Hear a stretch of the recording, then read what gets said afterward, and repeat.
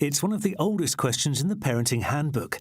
Exactly what do kids get up to when not under the watchful eye of their parents? New research by Cuticura set out to uncover just how far our little ones explore when our backs are turned, and what the implications are for the spread of germs in the home. The experiment was carried out with 3 children from the Fowler family.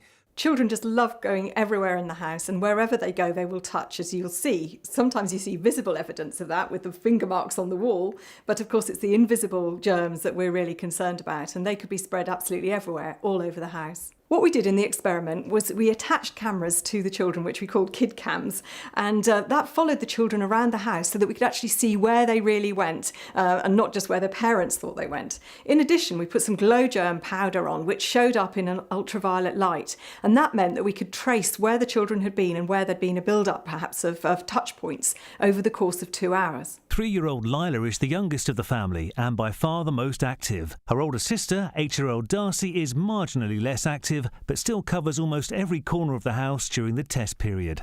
It's not just the children themselves who could be at risk, it could be anybody else who comes into the household. So the experiment that's been undertaken shows what's going on in every home, doesn't it, across the country. You know, and Lila and Darcy are typical of children all over. Do you know, for all parents, it's fabulous to see your children getting out there. We just want to keep them safe and healthy. 11-year-old Elliot is the older brother of the girls. His day seems the most structured, as after a hearty breakfast and brushing his teeth, he goes about fixing his skateboard. I was really surprised to see that so many sites were actually touched. For example, 66 touch points were touched 240 times in just 2 hours. So a very high risk of contamination. The investigation was able to get an exclusive view of the unexpected areas of the home that children come into contact with by covering the 3 children's hands with ultraviolet paint. One child was shown not to wash her hands after going to the toilet, and that effectively meant that everything she touched afterwards became contaminated to an unacceptable level. If she'd been carrying pathogens, then they would have been spread around the home on the 22 sites that she touched. But just a few tricks, such as making sure that people wash their hands at the right time,